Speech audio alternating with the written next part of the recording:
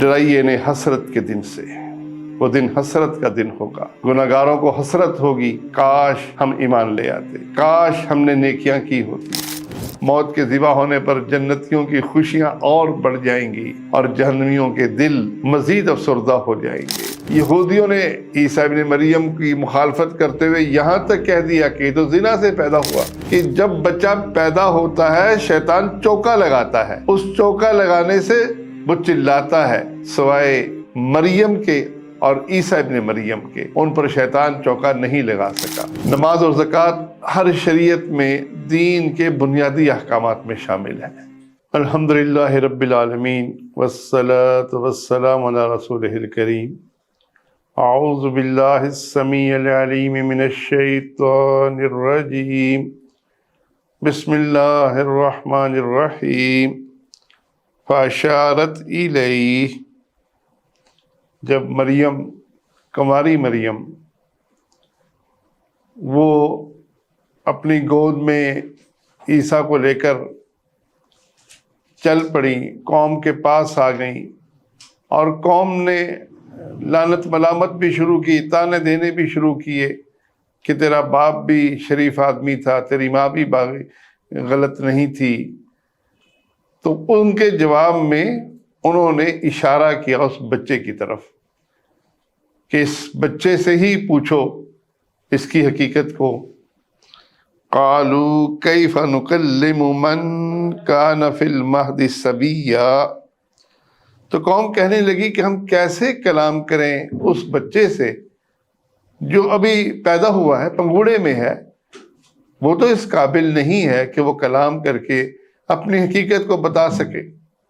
لیکن اللہ کو یہی دکھانا مقصود تھا، کیونکہ گہوارے میں جو ہے بچہ پیدا ہونے کی فوری بات اگر اپنی والدہ کی گواہی دیتا ہے اور ان کی برات بیان کرتا ہے تو اس سے بڑی اور ثبوت کوئی نہیں ہے۔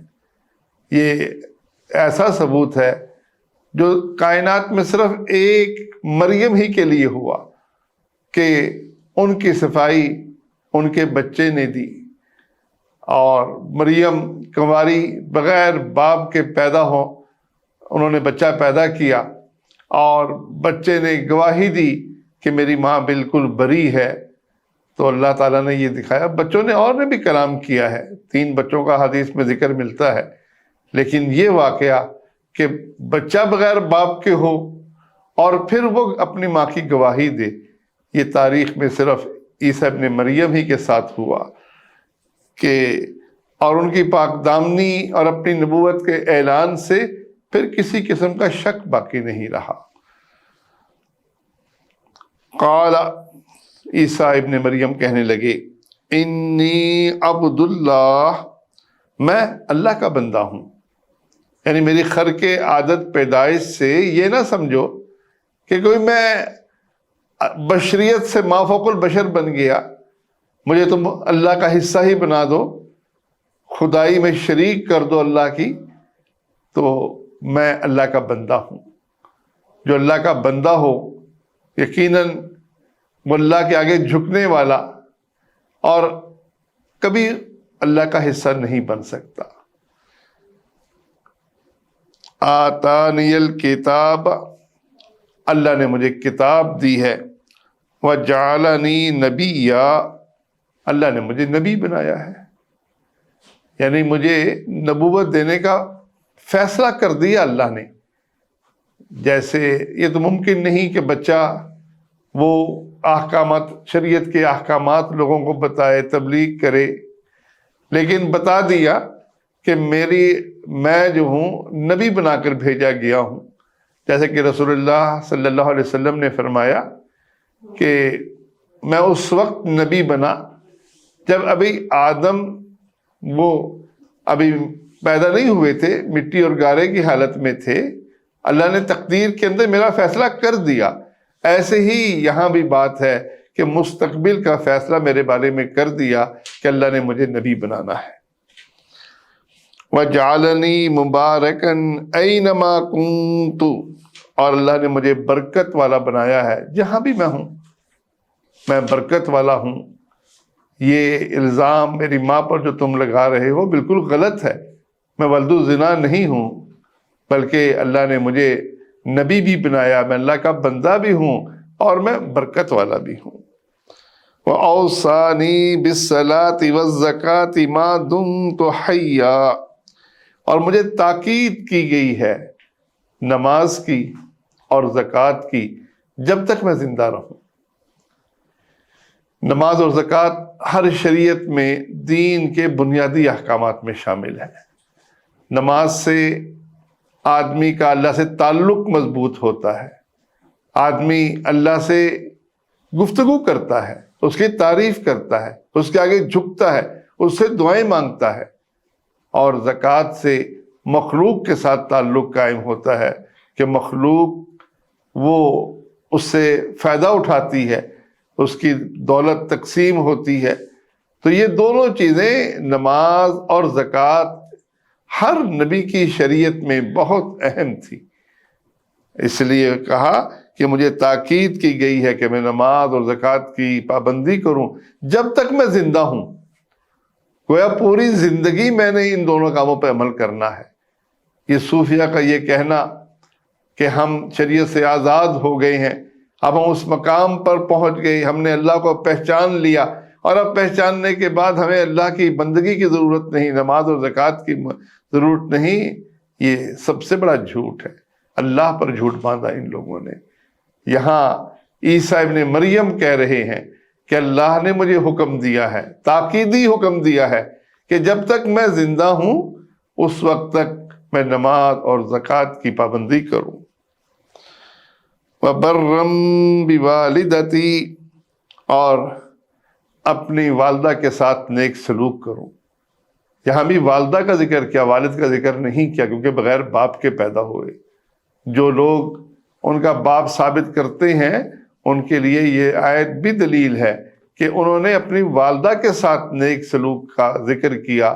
اگر ان کے والد ہوتے تو ضرور ذکر کرتے کہ وہ ان کے ساتھ بھی نیک سلوک کرنا ہے۔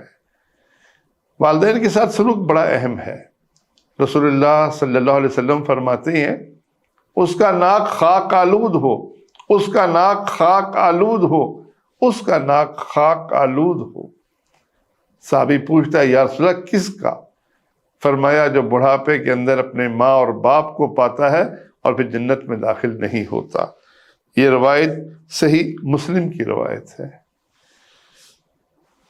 وَلَمْ يَجْعَلْنِي جَبَّارًا شَقِيًّا، اور اس نے مجھے سرکش اور بدبخت نہیں بنایا۔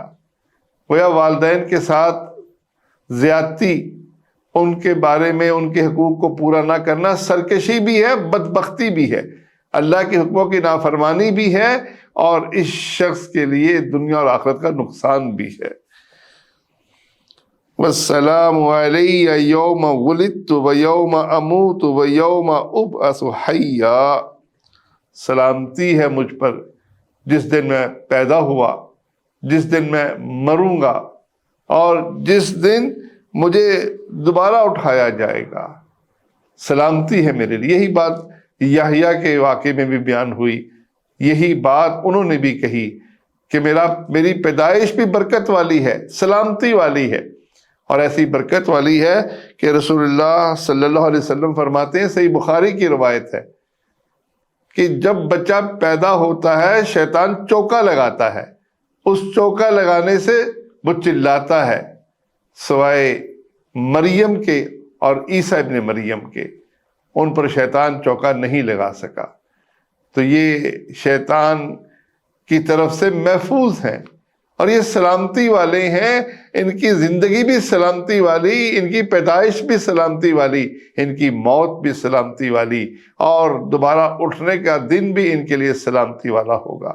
گویا بتایا یہ مقصود ہے کہ دیکھو جس طرح باقی مخلوق پیدا ہوئی ہے، مرے گی اور دوبارہ اٹھائی جائے گی، ایسا ہی عیسیٰ ابن مریم کا معاملہ ہے، وہ بھی ان تینوں ادوار سے گزرے ہیں اور اس میں شیطان کے شر سے محفوظ رہے، اللہ کے عذاب سے محفوظ رہیں گے۔ اللہ تعالیٰ نے ان کے لیے سلامتی لکھ دی ہے۔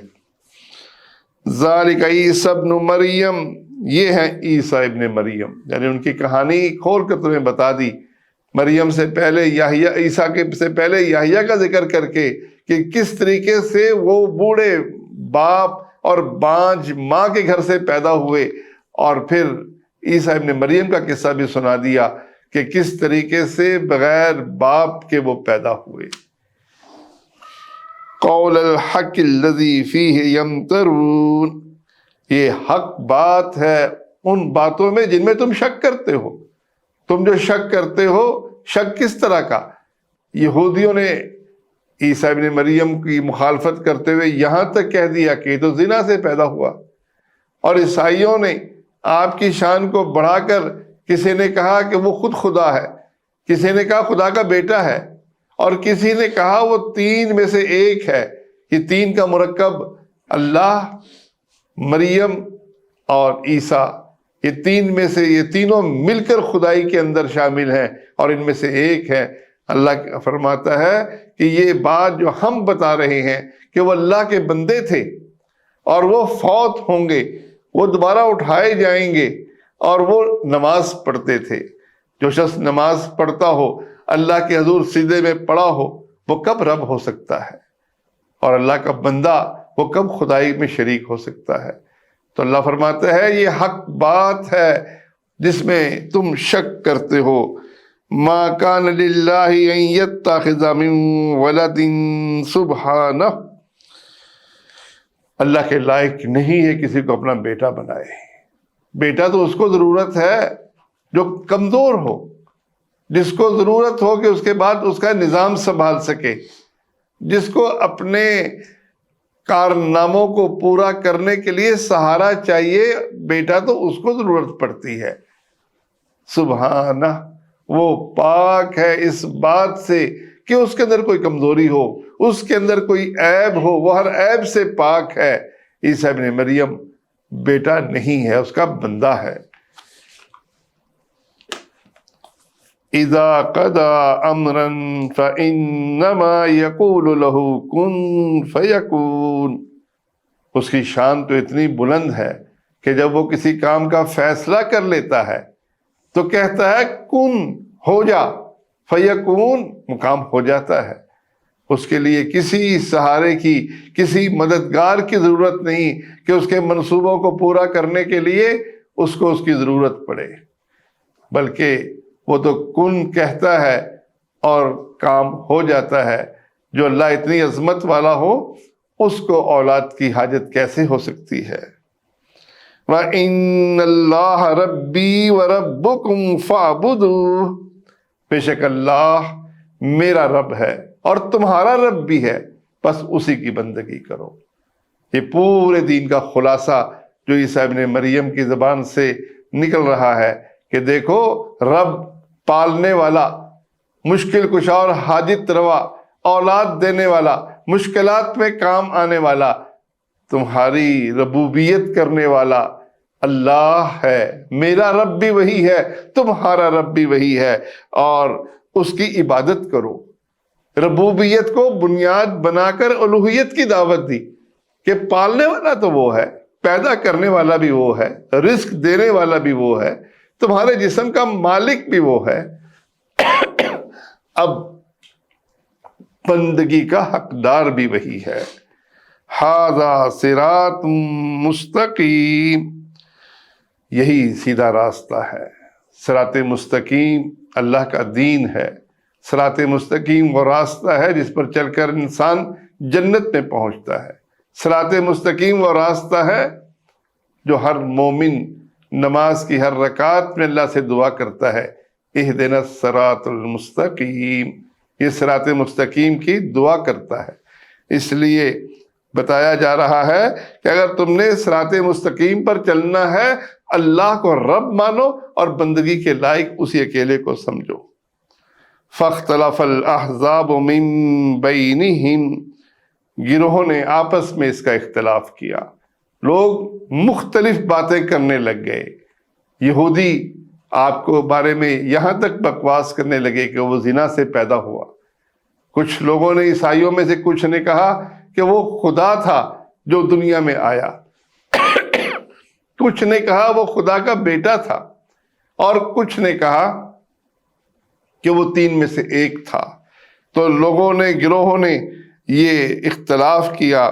فَوَيْلٌ لِّلَّذِينَ كَفَرُوا مِن مَّشْهَدِ يَوْمٍ عَظِيمٍ، ہلاکت ہے، بربادی ہے ان لوگوں کے لیے جنہوں نے کفر کیا۔ کس دن؟ بڑے دن، یومن عظیم، بڑے دن کے حاضری کے دن، قیامت کے دن۔ ان کی ان باتوں کی وجہ سے ان کو عذاب ہوگا۔ ان سے پوچھا جائے گا کہ تم نے عیسیٰ علیہ السلام کے بارے میں جو بد زبانی کی، یا تم نے ان کو اللہ کا جز بنا دیا، اس کا تم سے حساب و کتاب لیا جائے گا، تم سے پوچھا جائے گا۔ اسمع بہم و ابصر، کیا خوب سننے والے ہوں گے اور کیا خوب دیکھنے والے ہوں گے۔ آج تو انہیں بات سمجھ میں نہیں آ رہی، آج تو یہ اس حقیقت کو ماننے پر تیار ہی نہیں کہ اللہ کے دین کو قبول کر لیں، رسول اللہ صلی اللہ علیہ وسلم اور ان پر نازل ہونے والی شریعت کو مان لیں، قرآن نے جو عیسیٰ ابن مریم کی حقیقت بیان کی اس کو تسلیم کر لیں۔ لیکن اس دن ان کے کان بڑے سن رہے ہوں گے، ان کی آنکھیں بڑی دیکھ رہی ہوں گی، ہر چیز ان کے سامنے عیاں ہوگی۔ یوم یاتوننا، جس دن وہ ہمارے پاس آئیں گے، اس دن ان کا یہ حال ہوگا۔ لیکن الظالمون اليوم فی ضلال مبین، آج یہ ظالم کھلی گمراہی میں ہیں۔ آج ان کی باتیں دین کے اور اللہ کے اندر نقص نکالنے والی باتیں ہیں، اللہ کو غصہ دلانے والی باتیں ہیں۔ آج ان کی باتیں اللہ کو پسند نہیں ہیں، لیکن ایک دن آئے گا جس دن ان کا فیصلہ ہوگا۔ اس دن یہ خوب دیکھ بھی رہے ہوں گے، سن بھی رہے ہوں گے۔ وَأَنذِرْهُمْ يَوْمَ الْحَسْرَةِ، ڈرائیے انہیں حسرت کے دن سے۔ وہ دن حسرت کا دن ہوگا، گناہگاروں کو حسرت ہوگی، کاش ہم ایمان لے آتے، کاش ہم نے نیکیاں کی ہوتی۔ جنہوں نے عمل نہیں کیے ان کو عمل نہ کرنے پر حسرت ہوگی، کاش ہم نے تھوڑا سی محنت کی ہوتی، تھوڑے سی دین کے اندر چستی دکھائی ہوتی۔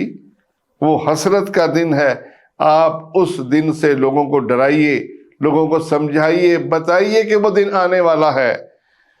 اذ قضی الامر، جب اس معاملے کا فیصلہ کر دیا جائے گا، جب اللہ تعالی نامہ اعمال تقسیم کر دے گا، لوگوں کے ہاتھوں میں نامہ اعمال دے دیا جائے گا۔ خوش نصیبوں کو دائیں ہاتھ میں نامہ اعمال ملے گا، بد نصیبوں کو بائیں ہاتھ میں نامہ اعمال دیا جائے گا، اور ان کے اوپر مصیبت طاری ہوگی اس بائیں ہاتھ میں نامہ اعمال لینے کی بنا پر۔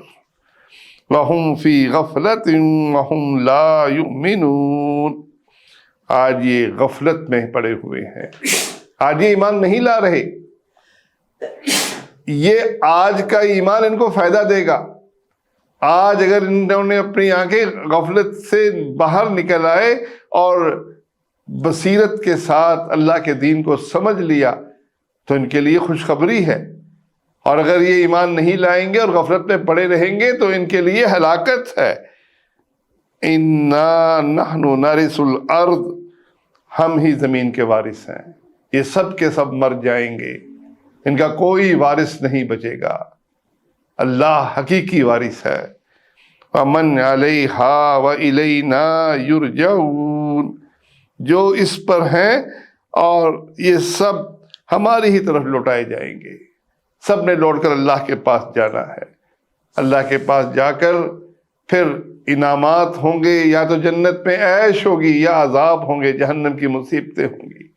موت، صحیح بخاری کی روایت ہے کہ اللہ تعالیٰ موت کو بلائے گا، موت کو مینڈھے کی شکل میں لایا جائے گا، اہل جنت بھی اس کو دیکھیں گے، اہل جہنم بھی اس کو دیکھیں گے، پھر اللہ تعالیٰ ان کے درمیان اس کو ذبح کر دیں گے۔ اب اس کے بعد لوگوں میں اعلان کر دیا جائے گا کہ موت ذبح ہو گئی، اب جنتی جنت میں ہمیشہ رہیں گے، جہنمی جہنم میں ہمیشہ رہیں گے۔ موت کے ذبح ہونے پر جنتیوں کی خوشیاں اور بڑھ جائیں گی، اور جہنمیوں کے دل مزید افسردہ ہو جائیں گے۔ اس لیے آج مہلت ہے کہ حسرت کے اس دن کی تیاری آج کر لی جائے، آج محنت کر کے اللہ کے دین کو قبول کر کے اس کے مطابق اپنے آپ کو ڈھال لیا جائے، یہی راستہ کامیابی کا راستہ ہے۔ اللہ مجھے اور آپ کو عمل کی توفیق عطا فرمائے اور ہمیں دین پر چلنے کی توفیق عطا فرمائے، آمین یا رب العالمین۔